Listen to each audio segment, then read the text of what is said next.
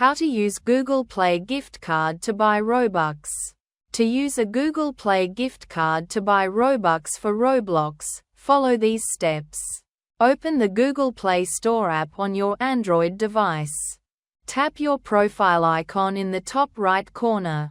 Select Payments and Subscriptions and choose Redeem Gift Code option. Enter the code from your gift card and tap Redeem. The balance will be added to your Google Play account.